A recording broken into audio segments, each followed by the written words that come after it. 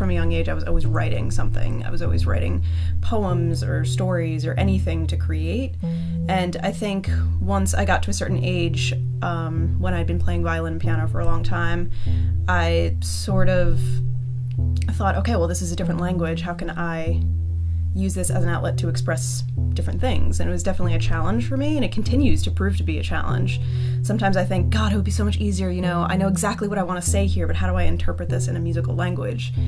And I like that challenge, and I like the added challenge with composing to picture, because it doesn't matter how fluent you are in the language of music, it needs to sometimes provide a very specific purpose when you're working with film.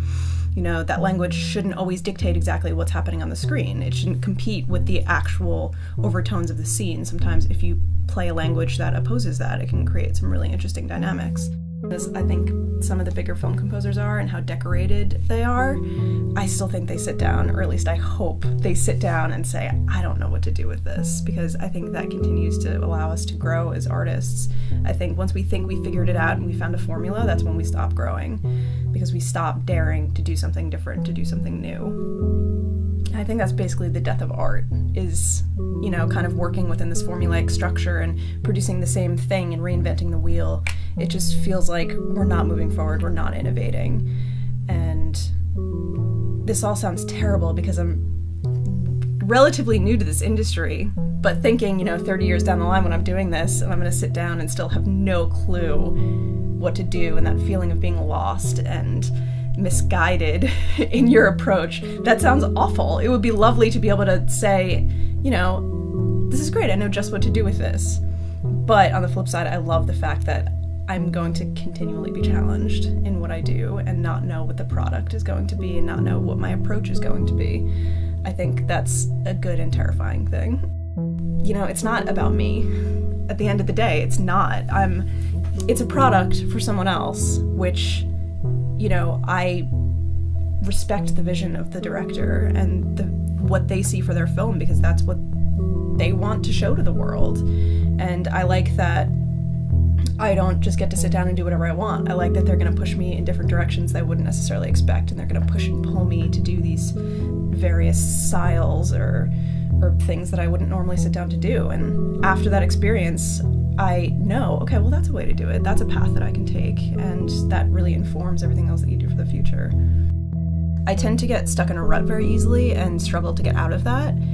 And I think, before I got into film scoring, I did just concert music. I went to college and I was trained in just writing for concert music for the stage. No picture, no nothing, just its own entity.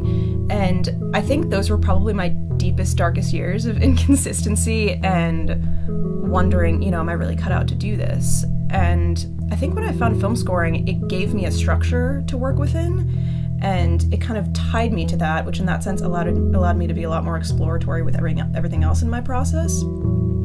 So it wasn't so much the deep, dark unknown that was all up to me and my independence of voice. It was more, I have this form already laid out for me.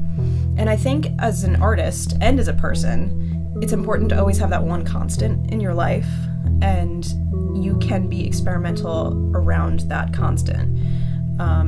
When you have just everything at your disposal, I find it very hard to find clarity and focus in music and in life. And so I had always struggled with that. And now with film scoring, I feel like I have a pretty clear direction of what I need to do and the framework within which I can work within. And that makes it very freeing in a way. Having that constant makes it very freeing. So I'm very glad I found this, because I was getting very defeated by all of the possibilities, and nothing was there to quite rein me in. And I had a lot of teachers who were kind of just like, just write, just do it. And I struggled to find that focus. And I think in my life, I strive for the same things. I think I like to be spontaneous and experimental and do things that I wouldn't normally do, because it keeps pushing me out of my comfort zone. But I always have those specific constants in my life, like my family and my friends, who really ground me to what's most important to me. And then I like having that to kind of use as a springboard to jump into crazy, crazy things that I helped me grow as a person and as an artist. And film scoring is the same way. You get a film and you get to work within that framework, but the film can allow you to do different things and flex different muscles you normally wouldn't. And I hate the idea of being stagnant and being in one place. It drives me crazy, and I think it's kind of basically the way to plummet as an artist, as a composer, as a writer.